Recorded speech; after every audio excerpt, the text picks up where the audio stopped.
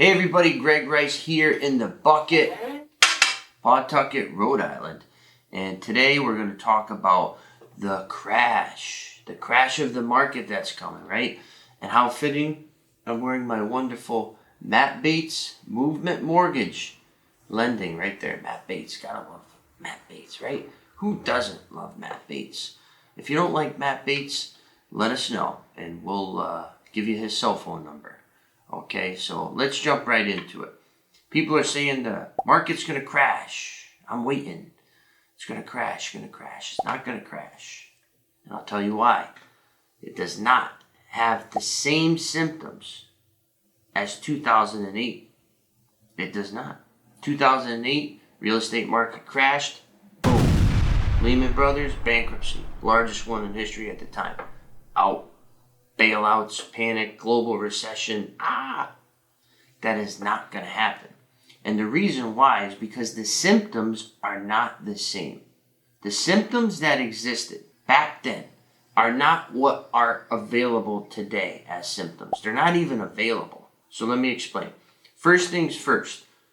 Investors, big companies, specifically banks, right, like Lehman Brothers, were buying what's called mortgage-backed securities.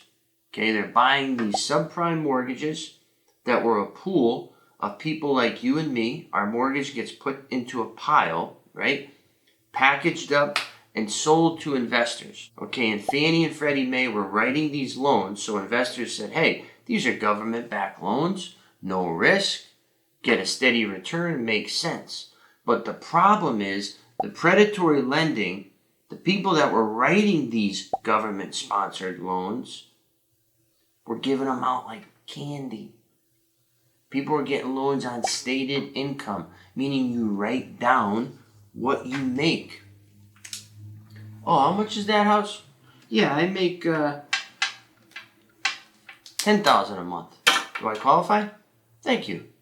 Pleasure doing business with you. That was the early 2000s. And nobody blinked an eye because, okay, the consumer is getting a house. They're happy. The lender is getting a commission. They're happy. And prices were up, so their commissions were up. And then on the top of that, the banks and the investor pools were buying these packaged loans with good credit ratings and getting their steady guaranteed returns. So who in that equation is losing? Right? Who's going to wave that flag and say, hey, what's going on? They knew, right? People must have known in that equation, right? On the totem pole, up and down. And there's plenty of other people in between there. But nobody could stop it, I guess you could say, because of how big and how rampant it was. It was such a culmination. I mean, this started in the late 90s, buying these pools, these subprime mortgages. So it got a good 10-year run. And can you imagine 10 years, right? How long that is? How much of a force that is to stop? So you fast forward to today, 2020, 2021, 2022. Do we have those same symptoms? Stated income? No way. You want to get a loan?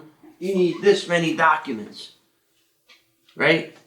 Hundreds of pages. Pay stubs, tax returns, employer-signed authorizations, checking with Social Security Administration. The list goes on and on of all the stuff that they do. Back then, you were just writing it down. Yep, I make this much as a bartender. Where's my loan? So that is the key factor, is that people are getting loans nowadays. They're qualified. And we have much more technology, right? So we can check your credit score every second, right? Every minute, any day. They can just quickly look and say, yep, 720. Nope. 712, it looks like you got a TJ Maxx card that his wife wanted. Bad idea. But they can see it. So there's transparency in technology. So you can't. So that's the number one thing, is the legitimacy of the loans are no longer questioned. You're always going to have fails. You're always going to have people that go bankrupt, foreclose, etc. But that has been shrinked. Very, very small. And on top of that now, since the bottom of the totem pole is healthy, there's a lot of regulation here in the middle on the lenders. Matt Bates has the government looking like a hawk. He can't slip up. And if he does, they could always look back and see, because everything is documented. Okay, everything has a framework now. It's all legal beagle. And on top of that, if banks are buying these mortgage-backed securities, step 1 and step 2 have been handled, so step 3 makes sense again. It's safe. So if we're going to see a crash, I'm interested in seeing what the theory is, right? Somebody could say the home prices are overinflated. Okay. But you wouldn't be getting a loan on those homes if the lender wasn't comfortable. And the lender does not want to have delinquency, so they're not going to give you a loan if they even think or smell or sniff that there's going to be one to come down the road. Okay, you're going to be renting. That's what's going to happen. If you don't qualify to buy, or you qualify to buy for this much, but you want this much, then you're going to buy this much, or you're going to come see a guy like me and rent until you can rebuild that credit, save up some money. So yes, prices are high, but you're not going to get the loan if you don't qualify. Wages are up. There's a lot of money floating around out there. People have access to money and to create and to generate, become a small business, get a side hustle. The money, it just flows. Like, this is my interpretation of the economy. When it used to be more linear, right? You go to work, you come home, you go to work, now it's like, I'm at work, I'm doing this, I'm doing that, I sold that, I flipped this. There's a lot of hustle, right? So there's money out there. So what else could crash this market? All right, interest rates keep going up and up.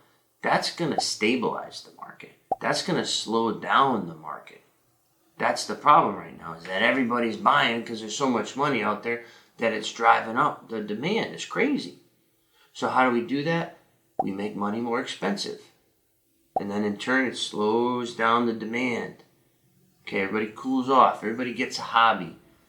Go to the park, walk your dog, stop spending $1 million every day. That's how we do it. And yes, it's the biggest rate hike in decades, but we need it because we're out of control as a society with our spending. Our spending is absolutely insane. People are living on credit card debt. People are draining their savings, 401ks, so you can go to Disney World because you were locked up for 2 years. Sounds like a good idea. So practice some financial well-being and some restraint. And if we all practice some restraint, we wouldn't be paying 6-7% for interest. It started down, I remember 1.99 during COVID. And everybody went crazy. Refi, buy. And now we're at 6%, 7%, maybe even higher. So that's a product of our decisions as humans and our behavior. So what else? What else can crash the market? People that don't want to sell and there's a logjam, again, that would slow the market. Realtors would lose their jobs. Okay, home inspectors, loan officers. But that's not going to crash the market. That's just going to trim some fat. There's a lot of people, especially in real estate, that jumped on that bandwagon with the low rates. Now the spigot's off. Uh-oh, I don't have any more clients. Oh, that's right, I didn't spend time networking. I didn't spend time building a base. I relied just on refis. Oh boy, what am I going to do now? Somebody please comment and let me know how this market can crash. And also I'll mention Rhode Island's unemployment rate is below 3% now. And that's, started keeping those records around 1976, I believe, and 2.7 was the lowest. So we're a couple ticks away from the all-time lowest unemployment rate. Just here in Rhode Island. Okay, I don't know about the other states. But the point is the economy is strong, right? That's strong. Your labor force is your economy. That's your money. The lower that unemployment rate is, the stronger it is and the harder of a ball that is to stop. Okay, so a lot of credit to the folks that are getting folks back to work. And any feedback, any questions, let me know. Again, Greg Rice here in the bucket, your property managed.